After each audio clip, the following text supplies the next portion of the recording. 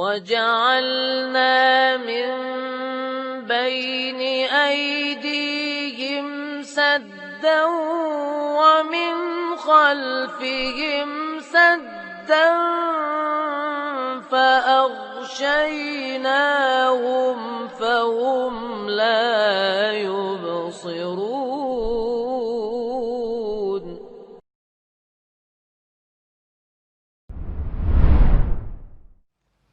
Bismillahirrahmanirrahim. Assalamualaikum warahmatullahi wabarakatuh.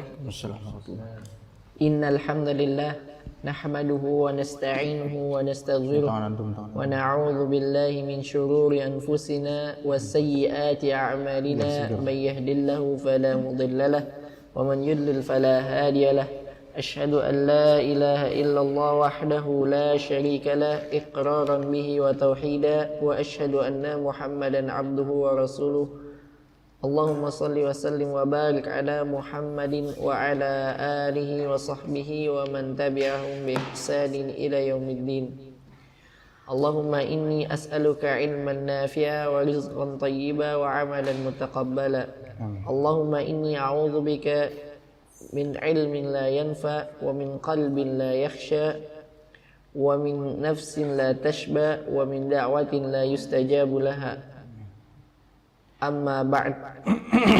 Qala al-muallif hafidhallahu ta'ala Asy-Syaikh Muhammad bin Umar bin Salim Bazmul fi kitabih At-Ta'sil fi Talab al-Ilm. إذن من الأمور التي تنبني على هذا الأصل أن العلم الذي مدحه الله تعالى ومدحه الرسول صلى الله عليه وسلم ومدحه السلف من الصحابة والتابعين هو العلم الشرعي، وأن ما عداه من العلوم ليس هو المقصود مدحه في تلك الآيات والأحاديث وكلام السلف وكلام السلف. كيف كلام السلف؟ نعم. وكلام السلف. فعلم الطب وعلم الهندسة وعلم الكيمياء وعلم الفيزياء ليست هي المقصود في الآيات والأحاديث. فإذا عرفنا هذا فما هو الحكم لتعلم هذه العلوم؟ أقول ومن باب فروض الكفايات تحصيلها من باب ما لا يتم الواجب إلا به فهو واجب. تحصيلها من باب قوله تعالى وأعدوا لهم ما استطعتم من قوة ومن رباط الخيل. هذا حكم هذه العلوم إذا قام بها البعض سقطت عن الآخرين. ما ذكرته لكم من أنه لا يطلق القول بأن هذه العلوم أو نحوها واجبة على كل مسلم ينبني على هذا الأصل. إذن ومن باب أولى ما كان من هذه العلوم يتعلق بما يأتي في الصحف وفي المجلات فإنه لا يطلق القول فيها أنها من العلوم الواجب تعلمها على كل طالب علم. طيب أحسنت. بسم الله الرحمن الرحيم. الحمد لله رب العالمين والصلاة والسلام على سيد المرسلين. أما بعد. قال المؤلف حفظه الله إذن من الأمور التي تنبني على هذا الأصل. Dari perkara-perkara yang terbangun di atas asal, yaitu pemahaman tentang hakikat ilmu yang dimaksud dari dalam Al-Quran dan As-Sunnah, anjuran menuntut ilmu dan kewajiban tentangnya.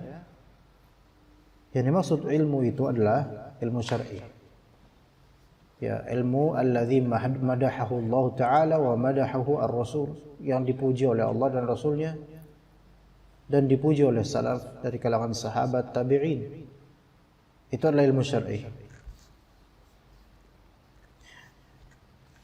Jadi ilmu syar'i ini ilmu yang betul-betul terpuji, Yang memujinya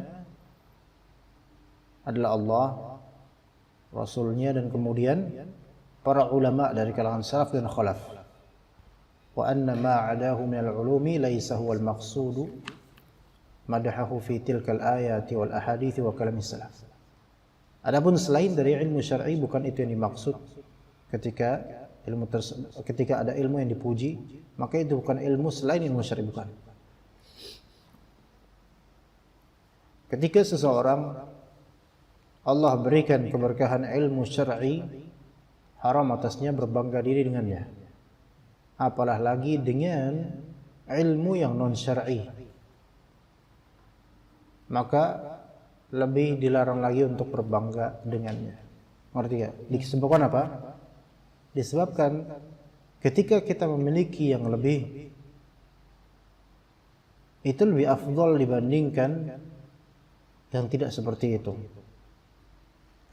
Kita memiliki mobil lebih afdal dibandingkan memiliki motor. Tetapi dengan kenyataan kita memiliki mobil, haram atas kita berbangga dengannya, padahal yang kita miliki lebih daripada apa yang orang lain miliki. Arti lainnya, orang yang miskin dan sombong dengan kemiskinannya itu lebih buruk daripada orang kaya dan sombong dengan kekayaannya. Paham gak? Ada orang miskin, ada orang kaya. Orang berpunya versus orang tidak berpunya. The haves sama the not haves. Orang yang memiliki hak kekayaan ini, dia sombong. Haram. Tapi di satu sisi apa? Ada kewajaran dia karena memiliki maka dia sombong. Tapi ini udah kere sombong, gitu loh. Maka lebih buruk lagi. Orang memiliki ilmu syar'i itu nilainya lebih tinggi dibandingkan orang yang sebatas memiliki ilmu duniawi. Seperti ilmu mekanik misalnya. Ilmu bengkel. Ya. Dan ternyata orang yang ahli mekanik ini, teknisi ini, dia sombong dengan skillnya. Ini lebih jelek lagi ini dibandingkan dengan orang yang sombong dengan ilmu syar'i, gitu ya. Secara timbangan dari keilmuan seperti itu. Tetapi pada akhirnya di akhirat, orang yang sombong dengan ilmu agamanya itu lebih jelek daripada orang yang sombong dengan ilmu dunianya. Kenapa? Karena kesombongan terhadap ilmu agama itu balutannya banyak dan dosanya berlebih. Ya, kenapa begitu? Karena kesombongan dengan ilmu syar'i itu melazimkan adanya riya. Iya. Dan melazimkan adanya niatan menuntut ilmu bukan untuk tahsil ilm, bukan. Tapi untuk berbangga diri, dan itu lebih buruk dibandingkan apa? Bukan lebih buruk dari segi dia punya ilmunya, bukan. Tapi lebih buruk dari konsekuensinya. Gitu. Ya, saking tingginya, syarifnya ilmu ini sehingga tidak boleh cacat dari banyak segi. Maka ilmu kedokteran, ilmu arsitek, ya, ilmu kimia, ilmu fisika, itu semua bukan yang dimaksud dalam ayat dan hadis. Lalu apa hukum menuntut ilmu-ilmu seperti ini? Maka kita katakan dia termasuk bab fardu kifayah. Mentahsil ilmu tersebut merupakan ma la yatimul wajibu illa bihi fa huwa wajib. Dia kewajiban tapi kifayah. Masuk ke dalam kaidah usul fikih, apa yang kewajiban tidak bisa tertunaikan dengannya maka itu wajib. Harus ada yang menuntut ilmu tersebut dan mentaksil ilmu tersebut. Pertanyaan Anda, mungkinkah masjid ini bisa terbangun tanpa ilmu arsitektur? Mungkin nggak bisa. Antum mungkin nggak punya tempat tinggal tanpa adanya ilmu arsitek di muka, atau tidak ada orang yang berilmu. Tak bisa. Kimia, mungkin nggak masjid ini bisa seperti ini tanpa ada ilmu kimia? Nggak bisa beneran. Bagaimana orang bisa ngaduk semen? Bagaimana adanya cat? Itu semua perlu apa? Ilmu tentang kimia kan? Sehingga kehidupan ini tidak bisa berlangsung dengan baik tanpa ilmu-ilmu ini. perlu ada, wajib ada dalam suatu komunitas masyarakat, tetapi tidak untuk setiap individu. Beda dengan ilmu agama. Ya. Kemudian ilmu fisika harus ada. Antum nggak bisa tepat dalam bahkan membuat kipas angin aja perlu adanya ilmu fisika juga, ukuran-ukurannya. Ya. Dan itu membantu sekali kita ibadah, ada yang apa namanya ini ya, dan seterusnya, pencahayaan dan seterusnya. Itu semua butuh ilmu fisika. Ya. Jadi kita tidak boleh mencela ilmu selain ilmu syar'i. Ya, ilmu syar'i terlebih nggak boleh celah, kufur kalau misalnya mencela ilmu syar'i, kufur, kafir. Tapi kalau misalnya mencela ilmu selain ilmu syar'i itu tidak kafir, cuman dia berarti orang yang jahil tentang ilmu tersebut. Dan dia bisa kena dosa ketika dia menyakiti orang tanpa alasan yang benar. Ya. Jadi tetap kita semangati kaum muslimin untuk menuntut ilmu umum yang dengannya itu banyak maslahat tertunaikan. Ilmu bahasa. Ya. Yang dibutuhkan oleh manusia. Kecuali ilmu-ilmu yang memang manusia tidak butuh dan tanpanya pun manusia tidak masalah gitu loh. Seperti ini bukan dalam rangka menjelekkan sastra Jawa misalnya. Sastra Jawa perlahan ditinggalkan, dan ketika ditinggalkan apakah kehidupan manusia memburuk? Enggak kan? Ya kan? Apalagi antum orang Sunda. Antum orang Betawi, antum orang Kebon. Antum orang mana sih? Betawi. Butuh nggak sastra Jawa? Jangankan sastra Jawa, ondel-ondel aja antum nggak butuh, ya kan? Nggak butuh. Iya kan? Maka orang tidak ada yang belajar ondel-ondel, itu nggak masalah. Bahkan lebih baik tidak, karena bikin macet jalan, kan? Nah, itu ya. Dan ilmu-ilmu yang tidak bermanfaat layak dicela, ikhwan. Ilmu seperti ilmu tentang caranya pakai ondel-ondel itu ilmu memang. Tapi ngapain antum belajar kemudian antum mendetail kayak gini caranya dari tekanan gaya fisika begini? Ngapain antum kayak gitu? Nanti ujung-ujungnya juga macetin jalan. Ya kan? Ilmu tentang angklung, ya ya. Tanpa angklung antum bisa hidup nggak? Bisa hidup nggak? Dan dengan angklung antum bisa hidup. Tanpa ada atau dengan angklung nggak ada manfaatnya, kelas.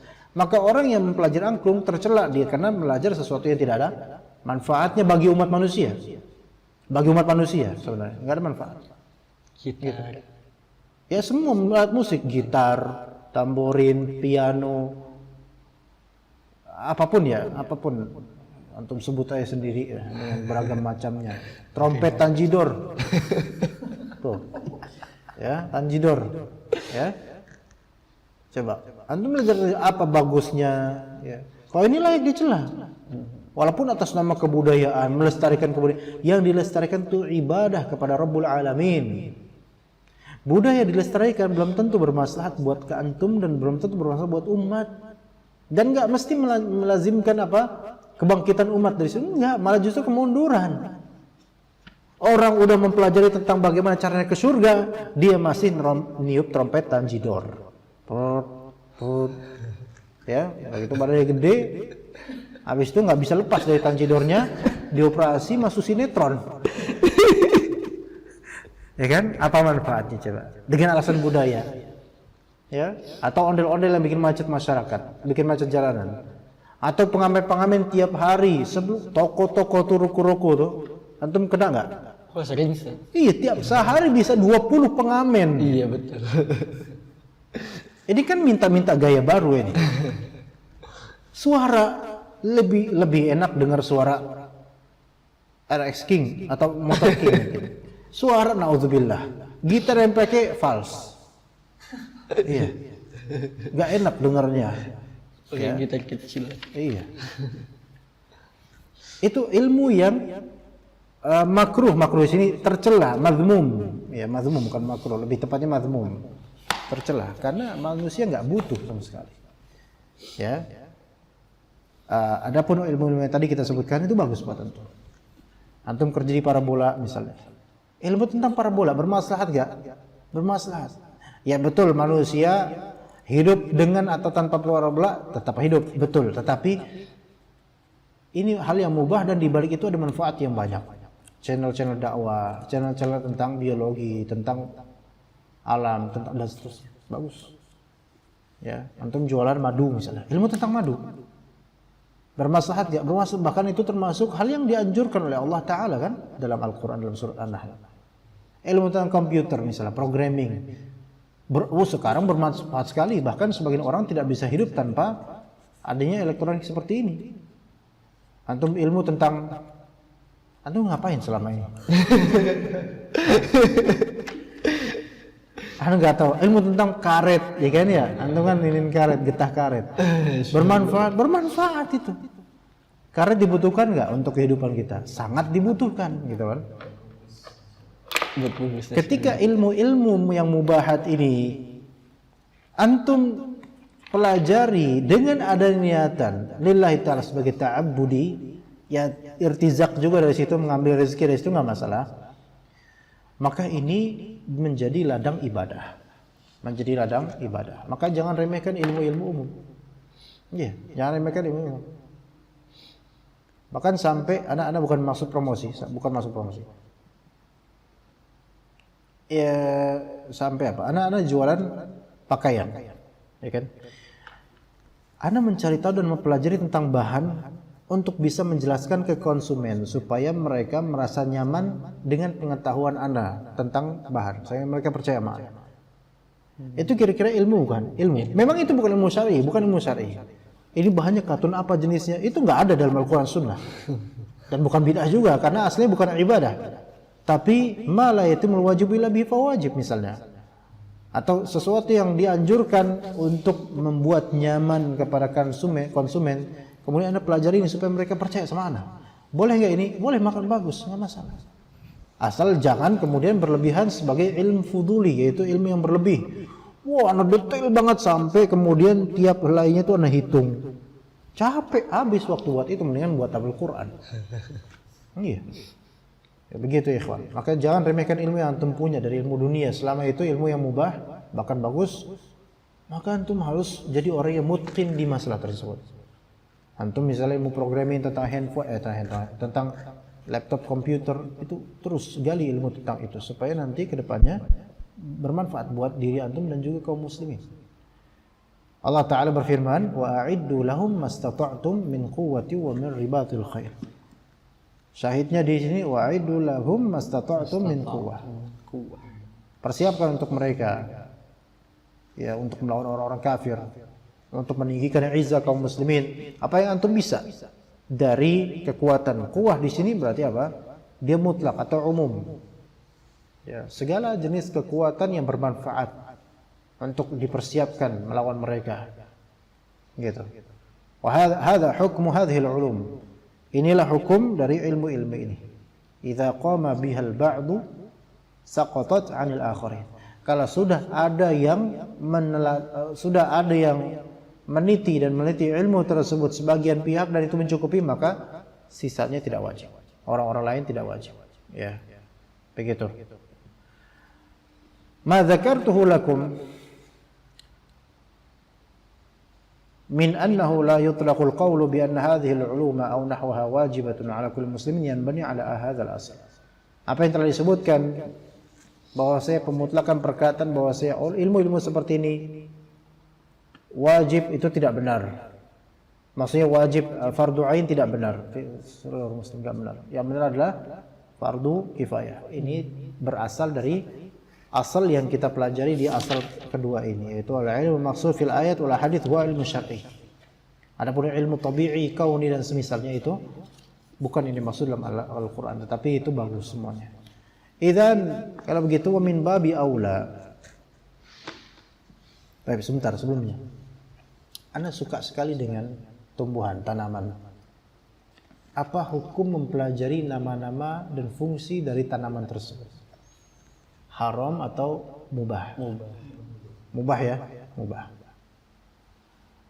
Tapi mengetahui seluruh tanaman itu fardu kifayah enggak? Enggak juga. Enggak juga karena manusia itu bisa hidup tanpa mengetahui seluruh ya. Tapi harus ada yang mengetahui fungsi-fungsi sebagian tanaman untuk pengobatan, enggak? Harus ada. Antum kalau ngelihat rumput-rumput, ya fungsinya betul. Kadang rumput buat lapangan bola, buat apa tanaman hias. Tapi fungsi untuk obat, haruskah ada orang yang tahu? Enggak harus juga. Enggak harus. Tapi kalau ada yang tahu, alhamdulillah. Begitu.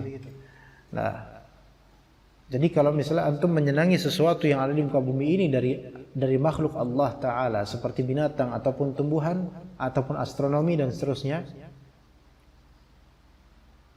antum mempelajari boleh. Alangkah bagusnya antum mempelajarinya untuk mentadabburi dan mengembalikan kalbu antum menuju Allah Subhanahu wa taala.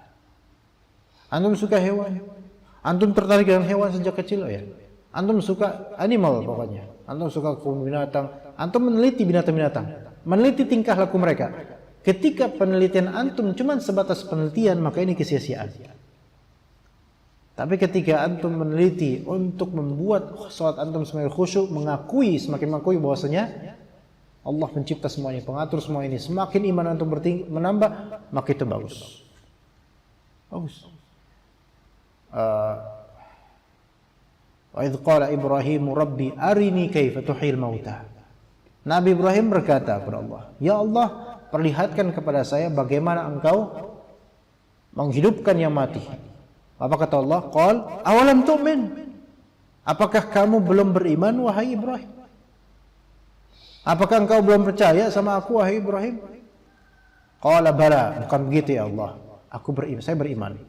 Walakin liyatma'inna qalbi. Tapi saya minta untuk diperlihatkan yang mati jadi hidup lagi supaya kalbu saya tenang. Paham enggak maksudnya? Karena dengan melihat kekuasaan Allah ini makin tenang kalbu, ya benar, makin tenang kalbu kita. Jadi melihat kekuasaan Allah melalui apa? Alam kauni, yaitu kejadian di alam semesta ini yang mati hidup lagi. Walakin liyatma'inna qalbi. Maka Allah kemudian menyuruhnya untuk mengambil burung, membunuhnya, memotong-motong burung tersebut terus disebar, nanti bakal hidup lagi. Dalam surah Al-Baqarah juz ketiga. Contoh lain. Idh qala al-hawariyuna li Isa bin Maryam. Idh qala al-hawariyuna ya Isa bin Maryam, hal yastati'u rabbuka yunazzila 'alaina ma'idatan minas sama'. Ketika para hawariyun, siapa hawariyun ya kawan? Sahabatnya Nabi Isa alaihissalam.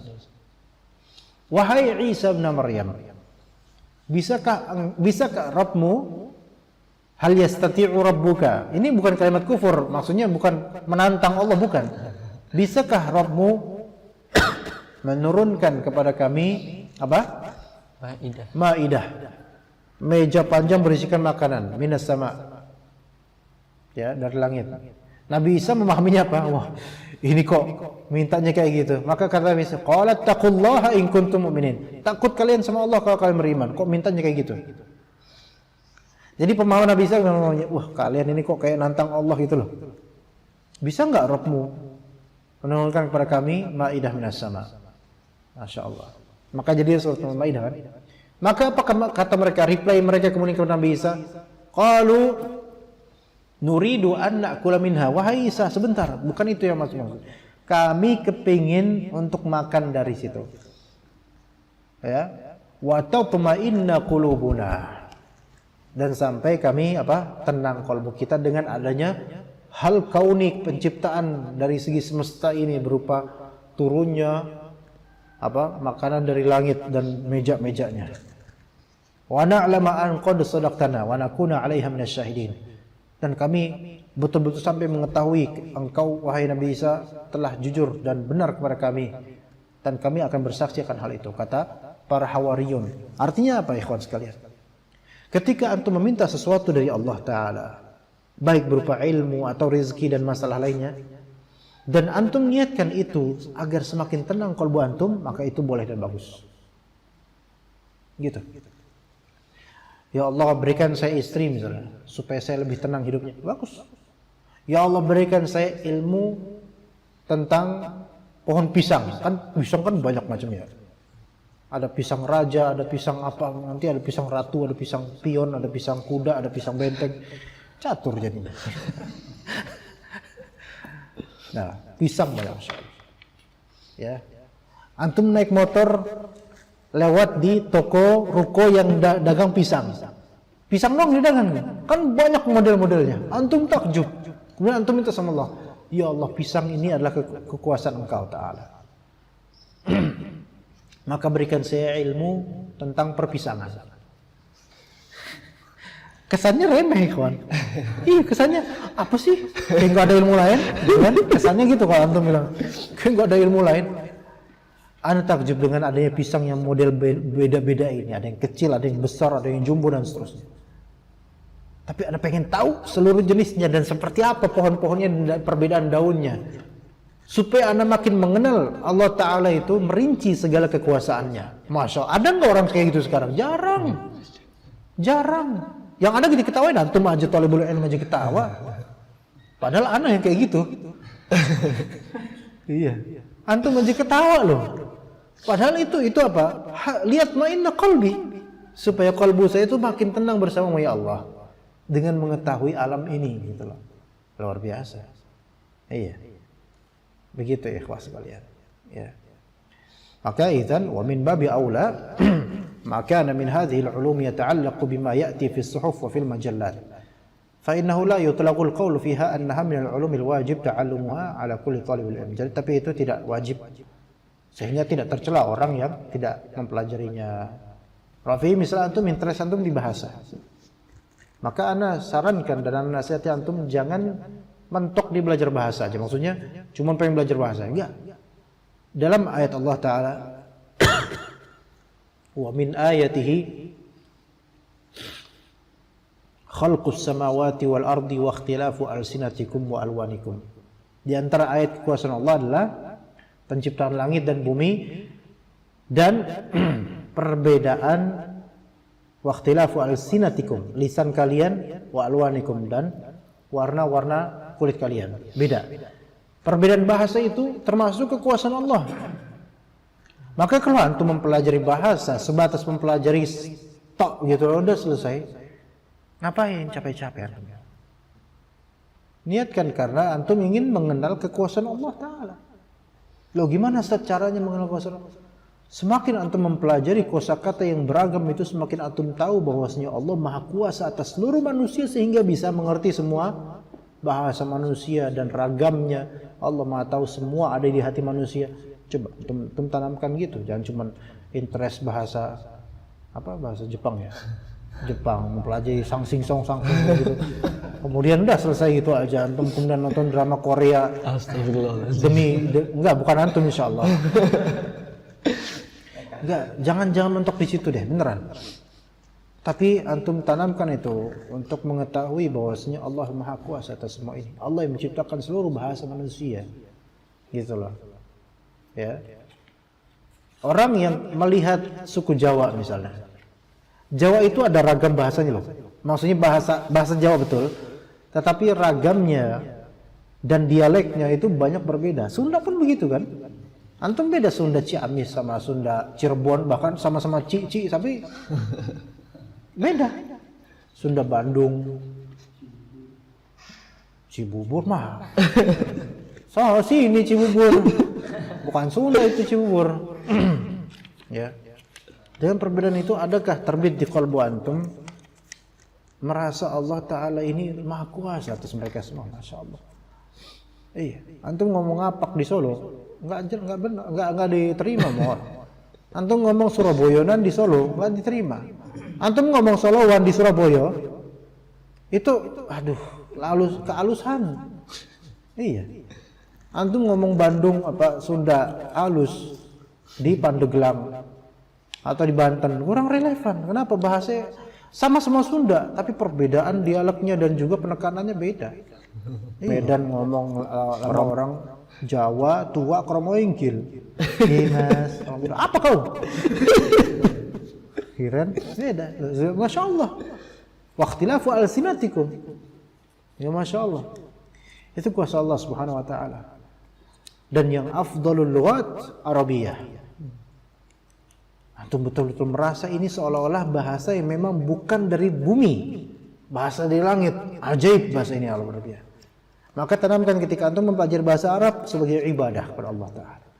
Terlebih untuk mempelajari Al-Quran Sunnah. maka insyaallah taala akan memberi hidayah kepada antum melalui hal-hal seperti ini. Tidak ada sia-sia dengan amalan yang ditujukan untuk Allah selama itu ikhlas dan juga tidak menyelisih sunnah Nabi sallallahu alaihi wasallam. Ya. Baik, ada pertanyaan sampai sini? Ikhwan? Cukup? Biasanya ada yang fobia itu bisa sembuh dengan hipnotis. Ada yang apa? Fobia, hipnoterapi atau apa namanya? Fobia itu biasanya Ya takut akan hal tertentu kan? Terus dihipnotis. Gimana cara hipnotisnya? dia disugesti di pikirannya biasanya si apa yang dia takutin itu nggak ada gitu. Ya. Ini masuknya bukan, ini memang mungkin diistilahkan sebagian orang hipnotis ya. Jadi hipnotis itu adalah suatu label atau nama. Dia tidak secara zat diharamkan, bukan, tapi dia dari esensinya. Kalau hipnotis ini sebagai apa? Motivasi. Bukan hipnotis lah, anggap namanya bukan hipnotis, tapi motivasi, targhib dan menghilangkan khayalan dan seterusnya, maka ini nggak masalah. Ya. Tapi dilihat juga kalimat yang dia omongin gitu loh. Baik, contohnya apa? Dia antipati terhadap apa? Orang ini contoh kasusnya apa? Lubang yang banyak itu. Oh, lubang-lubang kecil yang banyak itu, kayak sarang lebah, kayak kadang-kadang di website itu kan ada iklan-iklan menghilangkan apa? Lubang-lubang yang di tangan apa? Yang di sini ada lubang-lubang kecil tuh kan, orang kan langsung stres ya, ada semuanya. Tapi kok anak malah suka ngeliat kayak gitu ya? Maka untuk menyembuhkannya kadang dari sisi psikologis, karena orang ini kan memang mempunyai kekurangan dari segi psikologis ya. Nah, untuk menyihir dengan kata-kata inna minal bayani la sihra gitu kan. Kata Nabi SAW, termasuk di antara sihir bayan, sihir lisan. Dan ini bukan hal yang haram secara zat, tergantung dia tujuannya untuk apa. Maka ketika motivator ini menghipnotis dia dengan sihir, dengan sihir kalimat, yaitu mengatakan ini tidak ada, ini cuma ini semua, dan menjelaskan sampai mindset orang tersebut tidak antipati terhadap lubang-lubang kecil tersebut, maka ini masuk ke dalam inna minal bayani la sihra, enggak masalah. Ya memang dia mungkin dinamakan hipnotis. Bahkan syair apa namanya? Puisi dan kalimat-kalimat yang bagus terangkai itu disebut sihir juga. Tapi apakah haram? Belum tentu. Tergantung dia seperti apa dan apa kontennya, esensinya apa. Maka insya Allah seperti ini tidak masalah. Ya, adapun kalau misalnya hipnotis dengan tujuan yang sia-sia, bukan pengobatan dan juga dengan jin, maka ini haram secara zat. Begitu kayak gendam, pelet, itu kan hipnotis juga sebenarnya, pelet ya. Atau pakai kolor hijau supaya dicintai oleh wanita, gitu kan? Ada yang kayak gitu, ada. Tapi gitu. Seperti itu ya. Ya. Kayak misalnya dia lagi down, misalnya. Bukan karena ngeliat yang kecil-kecil itu, bukan. Downnya karena hal lain lah, frustrasi. Kemudian ada rangkai kalimat supaya membangkitkan dirinya. Ini termasuk sihir. Sehingga dia ngangguk dan kemudian akhirnya bangkit dari keterpurukan. Maka ini nggak masalah insyaallah. Iya. Oke. Begitu. Wassallallahu ala nabiyina Muhammad wa ala alihi wa sahbihi ajma'in. Subhanakallahumma bihamdika asyhadu an la ilaha illa anta astaghfiruka wa atubu ilaik.